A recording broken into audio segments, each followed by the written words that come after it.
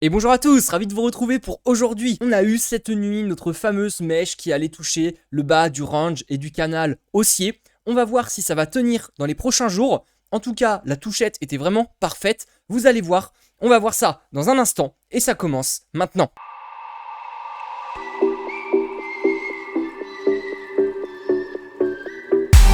On commence directement avec le Bitcoin. Je vous parlais il y a exactement 30 secondes que nous avions fait la touchette sur le bas du range. Regardez, c'est vraiment parfait. C'est vraiment un truc de dingue. On a fait la petite mèche, on est allé toucher le bas et au final, on est remonté pour clôturer au niveau des 38 500 $. Maintenant, une fois qu'on a fait cette mèche, il ne faut pas aller casser plus bas. Donc là, pour le moment, on peut se dire, ok, on est allé toucher le bas du canal, le bas du range. On va aller chercher le haut maintenant, mais il ne faut pas crier victoire trop vite. Il y a énormément de choses qui nous font croire et qui nous font dire quand même que ce n'est pas pour tout de suite la hausse. Mine de rien, on a quand même eu un gros bull market en 2021. Je vais passer en weekly, peut-être que ce sera un peu plus visible pour vous. En 2021, on a eu notre ascension, notre grosse explosion pour aller d'abord chercher les 65 000 $. Ensuite, on a eu le retracement, pas vraiment à Dead Cat Bounce, mais quasiment au final, même si on est allé quasiment faire un nouvel ATH, il y avait beaucoup moins de volume que ce qu'on avait pu faire avant, en mars, avril, mai par exemple. Là, ça se voit tout de suite, on est sur des volumes à peu près équivalents aujourd'hui par rapport à quand on a fait l'ancienne ATH. Et pourtant, ces volumes sont à peu près similaires à 2020, juste avant l'explosion. On peut voir vraiment qu'en 2021, on a eu beaucoup plus de volumes. Là, on a des volumes descendants, donc c'est pas bon du tout. Lorsque les volumes sont de plus en plus faibles, ça montre tout simplement une baisse qui va arriver sur du moyen, court, voire long terme en fonction des indicateurs. Là, je pencherai plutôt pour du moyen terme. Qu'est-ce que c'est que du moyen terme? C'est tout simplement à horizon 3, 4, 5 mois. On n'est pas sur du long terme. Le long terme, c'est vraiment 2, 3 ans, voire plus. Là, d'ici la fin d'année 2022, si cet été, on n'a pas une hausse pour aller casser plus haut que les 48 000, c'est pour ça qu'il va falloir attendre dans les prochains jours cette confirmation avant de prendre des positions. Mais si on se maintient et qu'on clôture au-dessus de 48 000, à ce moment-là, on peut se dire, ok, on a eu notre retournement de tendance. Et à ce moment-là, on pourra potentiellement aller rechercher le haut du range. Là, actuellement, on est simplement en bas de range. On est à deux doigts de casser par le bas, mine de rien. On a le MACD en weekly qui est en train de fléchir. Ça fait quand même quelques semaines maintenant qu'on est dans le rouge. En plus, on a eu une clôture en semaine et en mensuel. Donc, niveau de semaine, là, on fait vraiment une sorte de bougie d'incertitude, quasiment un doji, parce que on ne sait pas justement vers où on va aller.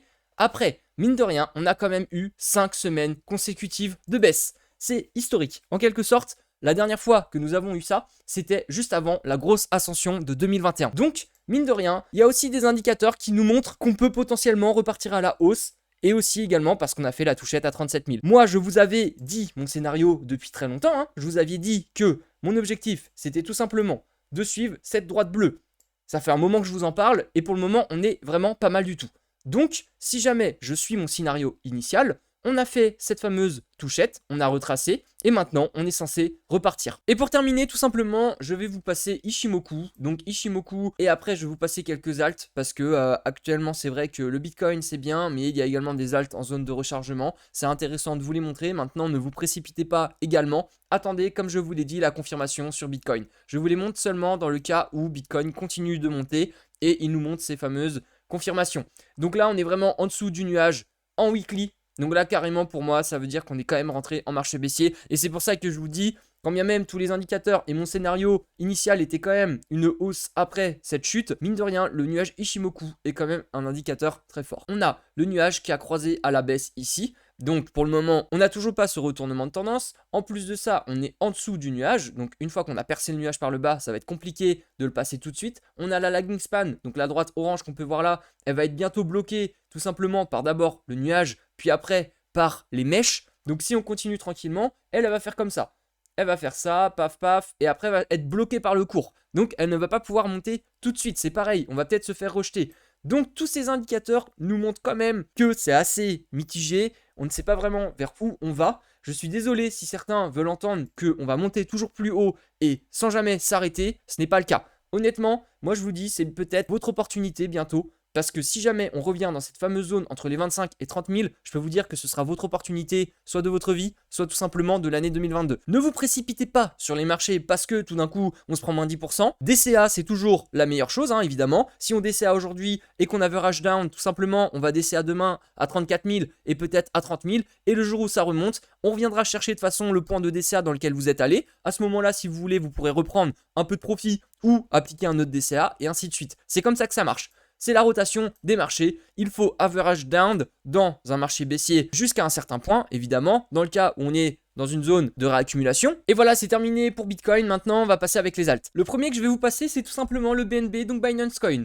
On est très clairement en train de suivre cette droite de tendance haussière. Quand bien même on a fait presque un nouveau plus haut il y a peu, en décembre 2021, on est quand même en train de suivre cette droite de tendance. Donc, si jamais on fait une mèche et qu'on vient s'appuyer autour du coup des 360, 358 $, parce qu'en fonction du temps, c'est toujours pareil, on va voir vers où on va aller, mais cette droite a toujours fait office de gros support. Sachant qu'on a le MACD qui est tranquillement en train de fléchir, même si là les volumes sont quand même de plus en plus faibles, ça montre qu'il va y avoir une explosion du cours à la hausse comme à la baisse. Quand bien même on fasse une explosion à la baisse, on peut très bien aller en dessous et reclôturer au-dessus de cette droite de tendance haussière. À ce moment-là, le DCA peut être appliqué, ce sera vraiment le point d'entrée idéal je pense, parce que après le Binance Coin il va continuer de s'envoler. Avec le principe de burn qu'on a actuellement, donc c'est-à-dire qu'on va envoyer des jetons sur des adresses et les supprimer définitivement, donc c'est-à-dire qu'il y en aura de moins en moins à disposition et sur le marché. En plus de ça, avec PancakeSwap, avec toutes ces plateformes qui nécessitent les smart contracts, c'est comme pour Ethereum,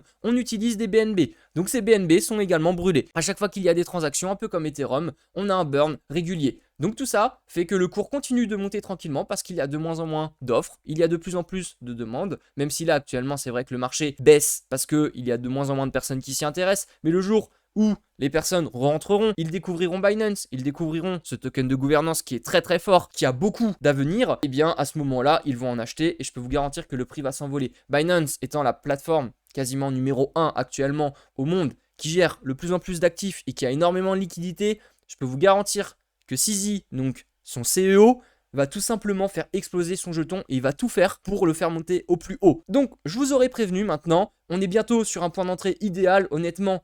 C'est pas cher payé, je pense, pour un point autour des 360, même si on a eu une grosse hausse, évidemment. Hein. Moi, le Binance Coin, je l'ai connu, il était entre 5 et 10 $. J'en ai jamais acheté parce que à l'époque, je considérais que ce token de gouvernance n'était pas idéal. Maintenant, au vu du chart graphique, au vu de l'explosion et du développement de Binance, tout simplement, ça vous montre que le token est là, il est présent et il va continuer. En plus de ça, ils ont augmenté la sécurité. Moi, ce qui me faisait peur sur Binance, c'est qu'à l'époque, ils se sont quand même fait hacker. En 2019, ils se sont fait hacker. C'est pour ça que moi, je n'ai pas acheté de BNB. Je pensais que la plateforme n'allait pas forcément autant exploser. Et le petit dernier, je vous le présente. Enfin, je vous l'ai déjà montré même plus d'une fois, mais je vous ferai une petite piqûre de rappel. Ça va vous faire du bien, je pense. On est bientôt sur le fameux support autour des 1,75 $. C'est pareil, ce support, ça se paye largement en DCA. On a le MACD, même si il est vachement descendu, on est quand même bientôt à deux doigts de croiser bullish. Enfin, c'est toujours pareil, c'est que là pour le moment on temporise, on va faire les dernières vagues pour faire peur et sortir tout le monde. Et après, je peux vous garantir que ça va repartir à la hausse. Donc là, on a déjà un support autour des 1,75. Après, si vous voulez, on en a un autre autour des 1,58. Donc ça, c'est des points qui se payent. Si jamais on y retourne, parce que là, dans le cas où on part sur un marché baissier, ce sera très probablement des points qu'on va atteindre. Donc le DCA s'applique sur ces points d'entrée. Maintenant, vous faites comme vous voulez. Encore une fois, je vous aurais prévenu. Le GHST, un projet qui est lié à AAV, donc AAV Gotchi également. On a un bon fondamental. Ce jeu est en train de se développer constamment et il continue de faire des nouvelles améliorations. Il y a eu les landes qui sont apparues. Vous pouvez voir ma vidéo, j'en ai fait une de présentation sur le GHST et tout simplement la plateforme et le jeu AAV Gotchi. Vous comprendrez un peu mieux l'intérêt. Et donc le token vous permet tout simplement de gagner également de l'argent puisque c'est un jeu play to earn. Et le GHST, c'est quand même le token intéressant à avoir dans son portefeuille comme le BNB parce que on est clairement dans des configurations de rechargement et en plus de ça, on va bientôt croiser, on est sur des supports, le DCA ça se paye largement.